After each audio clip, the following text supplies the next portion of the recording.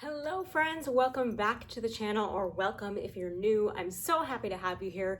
Today I wanted to sit down and just kind of break down some of the nutrition basics just to kind of get you back into the swing of things and give you some good information to help you jumpstart your new year.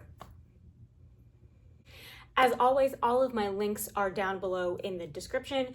My Instagram, my TikTok, if it's still gonna be here as of January 20th, my Patreon group, as well as a freebie that I created just for you. It is my Strong Over Skinny Jumpstart Guide. It gives you 3 days worth of workouts, as well as meal suggestions to help you get started on your fitness journey in 2025. All right, so let's start by breaking down some of the very, very basic things that I teach pretty much all of my clients. So number one is you want to make sure that your 3 main meals of the day, so your breakfast, your lunch, and your dinner, yes, including breakfast, should include a carb, a fat, and a protein. So you want to make sure that you are hitting all 3 of your macronutrients in those meals. Now, how much of those macronutrients you need depends on the person. Of course, when you work with me privately, we figure all of that out. But generally, you want to make sure that you're hitting all of those macronutrients in those 3 main meals. From there, your snacks throughout the day should be primarily based in whichever of those macros you need more of. For a lot of people, it's protein. Nobody likes that because protein is really, really hard to get in, especially if you're somebody who needs more of it. And that's something that we can talk about in a separate video. But whichever of those macros you need a little bit more of, that should be what is in your snacks throughout the day. And also making sure you're getting in some extra fruits and some extra veggies, things like that, just to make sure that you're really getting all of those nutrients that your body needs. Now, the key with your carbs is there are 2 different types of carbs.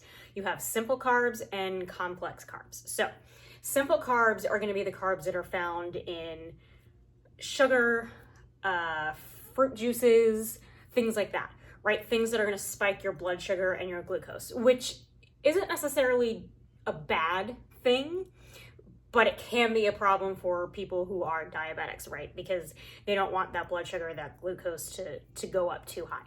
So that's something to consider if you are somebody who does have diabetes or diabetes runs in your family, maybe you're pre-diabetic, things like that. So that is something to keep in mind. But complex carbs are the ones that are going to digest more slowly.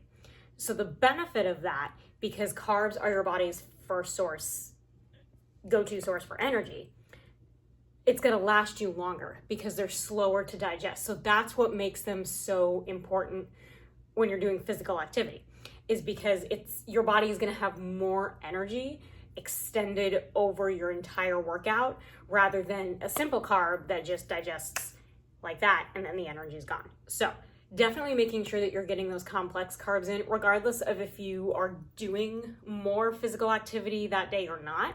You still want to make sure that you have that sustained energy throughout the day, but especially if you know you're going to be working out.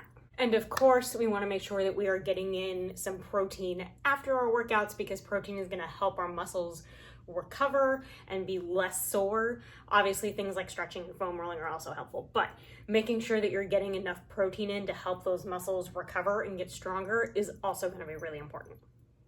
So let's break down what some sample meals might look like. So for breakfast, something like a multigrain bagel with cream cheese and a side of yogurt. So that's going to give you obviously your complex carb from the bagel, your fat from the cream cheese, and your protein from the yogurt. So that is a really, really solid meal to start with. You could also do something like multigrain toast with eggs and some cheese sprinkled in there, right? Again, you're getting your complex carb from the bread, your protein from the eggs, and your fat from the cheese. Now, cheese does have protein in it as well, but that's not its primary macro. The primary macro there is the fat, and then it's got a little bit of protein in it. Same thing with peanut butter. So you can also put some peanut butter on that toast, things like that, but just know that those things are going to be more fat-based than protein-based. They've got a little bit of protein in there, but it's mostly a fat. For something more along the lines of a lunch or dinner, you can do something like chicken, brown rice, and some seasoned potatoes.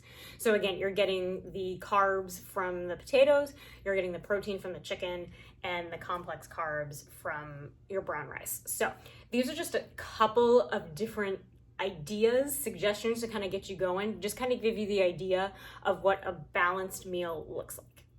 I hope you found this video helpful. If you have any questions or video suggestions, please drop them in the comments below, and I will see you very soon in the next one. Bye.